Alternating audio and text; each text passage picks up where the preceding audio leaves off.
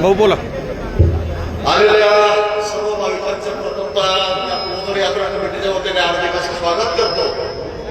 काल प्रथापरंपरेप्रमाणे चंपषष्ठीच्या निमित्ताने 12 गाड्याचा कार्यक्रम पार पडला. आता सकाळी हजेरीचा कार्यक्रम मंदिराच्या बाजूला चालू आहे आणि दुपारी 2 वाजेनंतर कुस्त्यांची दंगल सोनेवाडी रोड त्या ठिकाणी कडं तयार केलेला आहे. यात्रा कमिटीच्या वतीने आपल्याला सगळ्यांना सांगू इच्छितो की तिथे कुस्त्यांचा फड रंगला जाईल.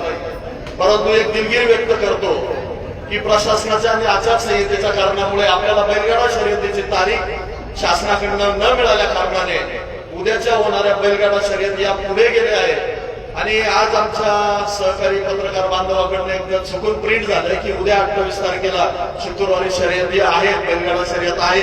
परंतु शासनाची तारीख आणि आचारसंहितेमुळे काही आपल्याला तारीख मिळू शकली नाही. तरी उद्याची बैलगाडा शर्यत ही स्थगित आहे. पुढे तारीख मिळाल्यानंतर आचारसंहितेनंतर ओझर यात्रा कमिटी पुन्हा एकदा बैलगाडा शर्यत आयोजित करेल. ते सोशल मीडियाच्या आणि वर्तमानपत्राच्या माध्यमातून आपल्यापर्यंत पुरवलं जाईल.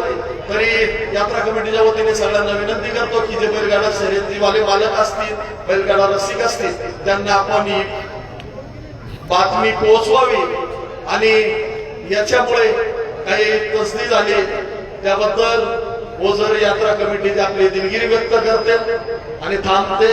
जय हिंद, जय महाराष्ट्र, खंडराव महाराज की जय.